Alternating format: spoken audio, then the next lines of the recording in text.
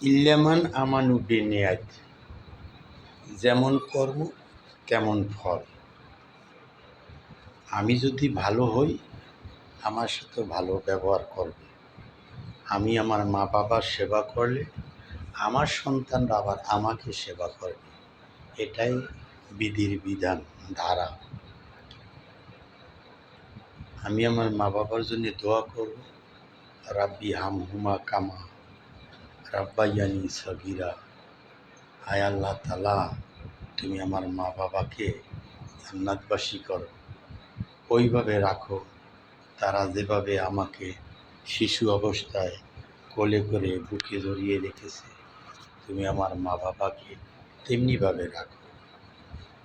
এভাবে যদি আমি আমার মা বাবার জন্য দোয়া করি, আল্লাহর কাছে ফরিয়াদ করি, আবার আমার সন্তানরাও ওইভাবে আল্লাহ পাকের কাছে দোয়া করবে আমার জন্য। রাব্বি হামহুমা কামা রাব্বায়ানি সগীরা। আমি আমার মা বাবার সাথে ভালো ব্যবহার করব, আমার সন্তানও আমার সাথে ভালো ব্যবহার করব। এটাই ধারা। মা বাবা গুরুজন, তাদের সাথে কখনো কটুবাক্য করিও না, আঘাত দিয়ে কথা বলো না, উচ্চস্বরে কথা বলো না, তাদের মনে আঘাত দিও না। কোনো জিনিস আগ্রহ করে শখে তোমার কাছে, কোনো সন্তানের কাছে মা বাবা দুজনে যদি চায়, কিছু খেতে চায় বা আগ্রহ করে, তো অবশ্যই সেটা পূরণ করবে।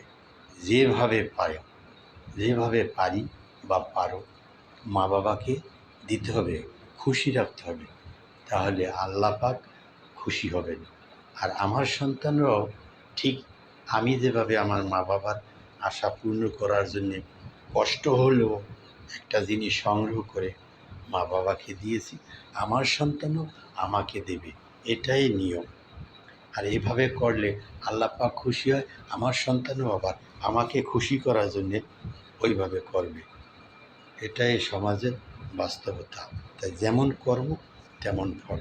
আমরা মা বাবার সাথে ভালো ব্যবহার করি, গুরুজনের সাথে ভালো ব্যবহার করি, আমার সাথেও ভালো ব্যবহার করি। রাস্তা দিয়ে চলছে, ঘরে বাইরে আমি সালাম দিই, আসসালামু আলাইকুম, ওয়ালাইকুম আসসালাম। আমার মা বাবাকে আমি সালাম দিই, আমার সন্তানও আবার আমাকে সালাম দেবে। এই ধারাবাহিকভাবেই চলতে থাকবে। এটাই বাস্তবতা। রাসূলের হাদিস, সালাম দেওয়া নেওয়া এটা একটা দোয়া, মত বিনিময়, খুব সুন্দর সিস্টেম। আসসালামু আলাইকুম, আপনার উপর আল্লাহ পাকের রহমত শান্তি বর্ষিত।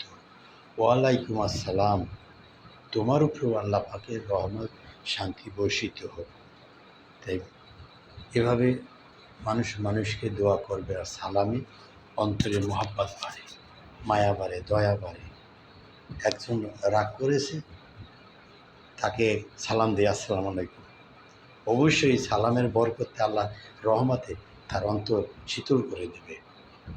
আলহামদুলিল্লাহ, আমরা এই কাজগুলি করি, ইনশাআল্লাহ আল্লাহ পাকের দয়া মায়া রহমত দিয়ে আমাদেরকে ভরপুর করে দেবে। তাই আমরা সবাই মুরব্বীদেরকে, মা বাবাকে বিশেষ করে তাদেরকে সম্মান করি, শ্রদ্ধা করি। আলহামদুলিল্লাহ।